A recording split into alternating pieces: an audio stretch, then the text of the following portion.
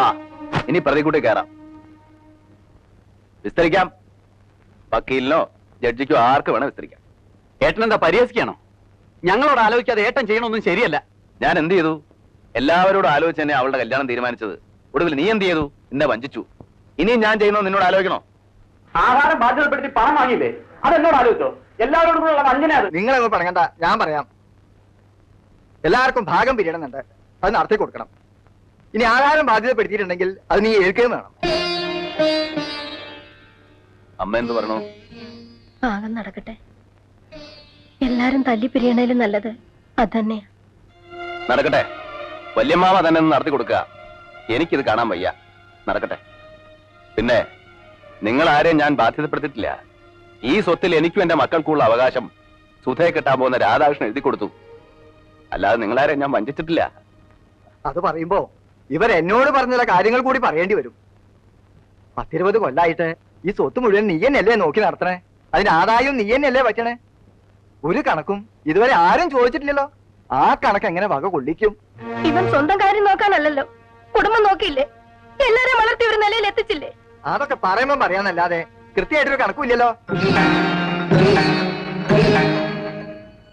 ഇല്ലമ്മേ, ഇല്ല.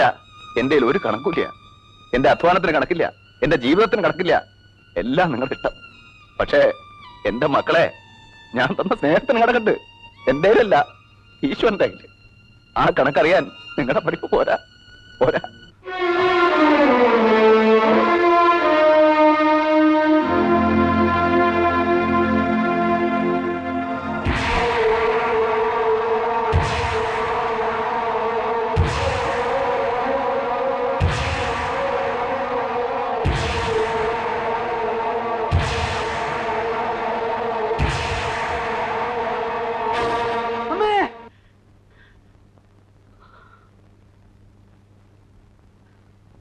നിങ്ങൾക്ക് എന്താ പറ്റിയേ? ഒന്നുമില്ല. ഒന്നുമില്ലാണ്ട് അലറിയത് എന്താണെന്ന് പറഞ്ഞൂടെ? അമ്മയാണെങ്കിൽ ആരോടും സംസാരിക്കില്ല, വിജയനും അതെ. എന്തെങ്കിലും ചോദിച്ചാൽ കൂടി ഉത്തരവില്ല. കോടതിയിലും എങ്ങനെയാ?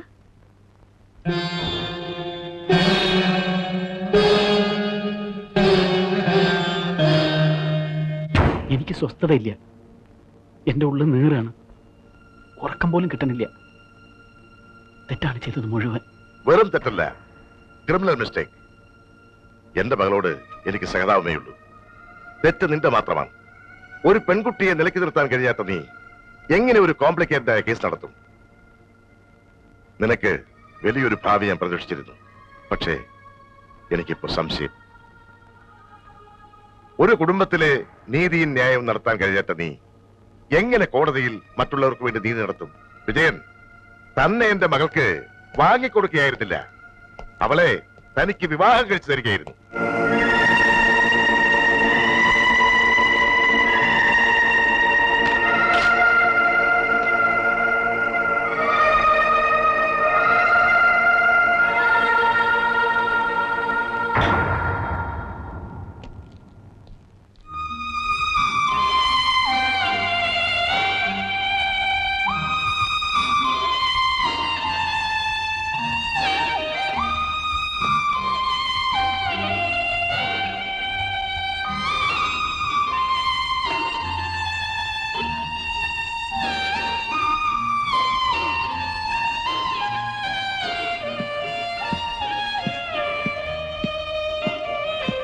ഞാൻ വിചാരിച്ചു അത് ഫ്രണ്ടിൽ നിന്ന് മാറ്റണമെന്ന്.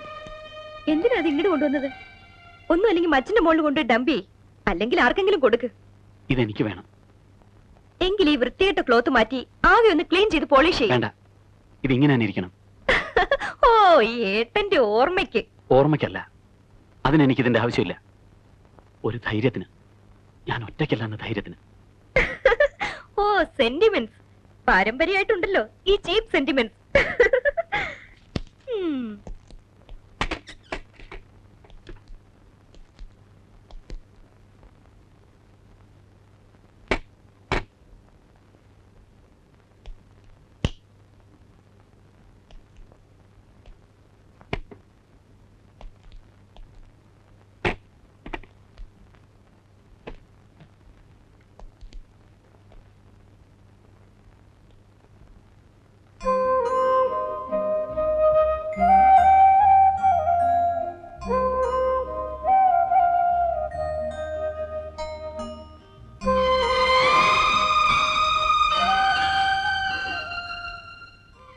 ഈ മുറി എന്നും അടിച്ചു തുടപ്പിക്കണം.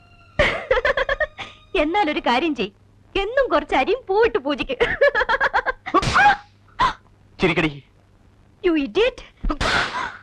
വിളിക്കേ. നിനക്ക് അടിയുടെ കുറവാണ്. ആവശ്യത്തിന് അനാവശ്യത്തിന് പണം, പദവി, ലാളന. എന്നെ അടിച്ചു എന്റെ അച്ഛൻ അറിഞ്ഞാ നിങ്ങൾ അന്ന് പുറത്താവും. ഇല്ല, നിന്റെ അച്ഛൻ എനിക്ക് കൈ തരും. നിന്റെ അച്ഛന് പറ്റിയ തെറ്റ് ഞാൻ തിരുത്തുന്നതിൽ എന്നെ അനുമോദിക്കും. സംശയം ഉണ്ടെങ്കിൽ ഈ നിമിഷം നീ അച്ഛനെ ചെന്നിട്ട് പറയേ. എടേ, നീ ഇനിയാണ് ജീവിക്കാൻ പോണത് എന്റെ രീതിക്ക്, എന്റെ വീടിന്റെ രീതിക്ക്. നീ ജീവിതം എന്തെന്ന് കാണാൻ പോന്നേ ഉള്ളൂ.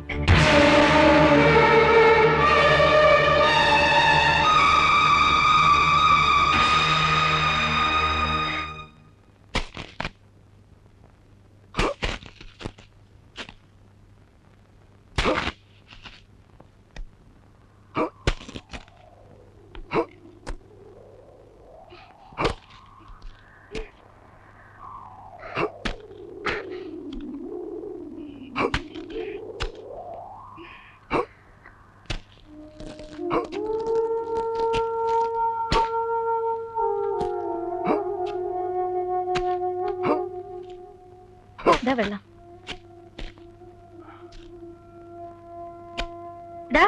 വെയിൽ കൊള്ളാണ്ട് അകത്തേക്ക് പോടാ. അവൻ വെയിൽ കൊള്ളണ്ടോനാ? പഠിക്കട്ടെ മാലുവേ, ഇവളെ പഠിക്കട്ടെ. പാറ പോലെ ഇരിക്കണം അല്ലേ? കന്നി മണ്ണ തൂമ്പ വേണ്ടില്ല, പക്ഷെ നനച്ചുണ്ടാക്കിയാലുണ്ടല്ലോ പൊന്ന് വിളയും, പൊന്ന്. എന്നിട്ട് ഈ കറുത്ത ചരടൊക്കെ ഒന്ന് മാറാം. ദേ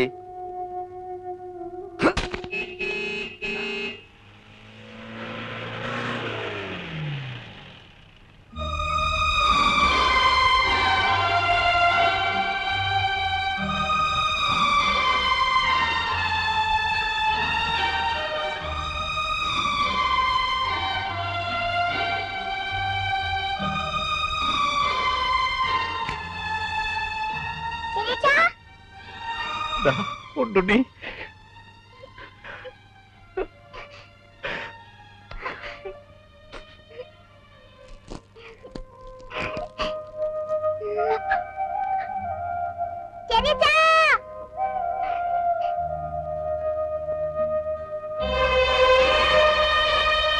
വിജയൻ അന്വേഷിച്ച് വീട്ടിലാ വന്നേ. എന്താ വിശേഷം?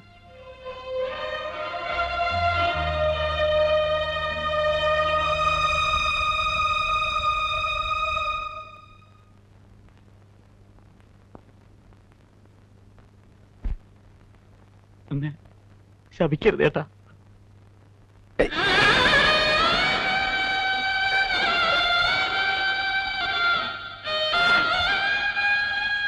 എന്താണ് എന്താ ഏട്ടൻ അങ്ങനെ ചിന്തിക്കാൻ പോലും പറ്റൂടാ? ഒരുപാട് വേദനിപ്പിച്ചിട്ടുണ്ട്, ഒരുപാട്. ഒക്കെ മറന്ന് ഏട്ടനും ഏട്ടത്തി എന്റെ കൂടെ വരണം. എന്നെ ഒറ്റപ്പെടുത്തരുത്. എനിക്ക് വീട് വേണ്ട, സ്വത്ത് വേണ്ട, ഒന്നും വേണ്ട. ഏട്ടനും ഏട്ടത്തി മക്കളോടെ ഉണ്ടായിരുന്നാ മതി. വേണ്ട മോനെ, ഇനി ഒരു മടക്കല്ല. പറ്റിപ്പിടിച്ചു നിന്നു, പറിച്ചെടുത്ത പോലെയാ പോന്നേ. ഇനി വേണ്ട. ഏട്ടനത് ഉപേക്ഷിച്ചു കഴിഞ്ഞു. പോതാ പുതിയ മണ്ണ് ഉണ്ടായിരുന്ന പൊന്നും പൊടിയെ കൊടുത്ത് വാങ്ങിയതാ. അതൊക്കെ ഇനി ഉണ്ടാവും. പണ്ട് ഇതുപോലൊരു ഭൂമിയായിരുന്നു നമ്മുടെ. നിനക്ക് ഓർമ്മ ഉണ്ടാവില്ല? കുത്തിക്കളിച്ചുണ്ടാക്കി. ഇവിടെ അതുപോലെയൊക്കെ ഉണ്ടാക്കണം. ഉണ്ടാവും. ഈശ്വരൻ ആരോഗ്യ ആയുസൊക്കെ തരാണെങ്കിൽ. അമ്മയോട് ഞാൻ ഏട്ടനെയും കൊണ്ടേ ചെല്ലൂ എന്ന് പറഞ്ഞിട്ടാ പോന്നു. അമ്മയോട് പറയാ, ഞങ്ങൾക്ക് ഇവിടെ സുഖാണ്. നിങ്ങൾക്ക് എന്ത് ആവശ്യം ഉണ്ടായാലും ഏട്ടൻ വെളിപ്പുറത്തുണ്ടാവും. പൊയ്ക്കോ, അമ്മ കാത്തിരുന്ന് വിഷമിക്കുണ്ടാവും. ഒരു ഗ്ലാസ് കാപ്പിയെങ്കിലും കുടിച്ചിട്ട്. വേണ്ട, പാലില്ലാത്ത കാപ്പി. കയറി ഒന്നും ഇരിക്കാൻ പോലും സ്ഥലമില്ല. ഒക്കെ ഉണ്ടാവും. അന്ന് വരണം, ഭാര്യയും മക്കളും ഒക്കെ ആയിട്ട്. മാസത്തിലൊരിക്കലെങ്കിലും ഏട്ടൻ വീട്ടിൽ വരണം. അങ്ങനെ കണക്കൊന്നും വെക്കണ്ട. എപ്പോഴാ വേണ്ടെന്ന് വെച്ചാ ഏട്ടൻ അവിടെ ഉണ്ട്. ഇനി സന്തോഷമായിട്ട് ജീവിക്കുക. വലിയ വക്കീലാവണം. രാമൻകുട്ടി എന്നെക്കാട്ടിയും പേരും പണം ഉണ്ടാക്കണം. ഇവിടെ ഈ തമിഴന്മാരോടൊക്കെ ഏട്ടനൊന്ന് വീമ്പിളക്കാലോ. സമാധാനായിട്ട് പോ. നീയൊന്നും ഒന്ന് പറഞ്ഞൂല്ലോ, അതിൽ സന്തോഷമുണ്ട്. എല്ലാം നല്ലതിനാടാ, എല്ലാം നല്ലതിനാ. പൊയ്ക്കോ. എടുത്തി, ഞാൻ ഇടയ്ക്ക് വരാം. ആ, ശോഭയോടും പറയൂ.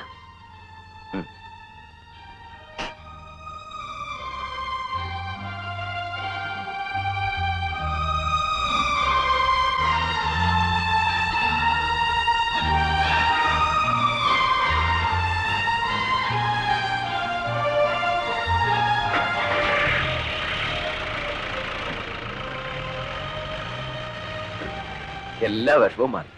സന്തോഷായി എനിക്ക്. അവ വന്നൂലോ, എനിക്കത് മതി. പാവാവൻ ഒരു സാധു. ഇത്തം ഭരതോക്തി കേട്ടു രഘൂത്തമൻ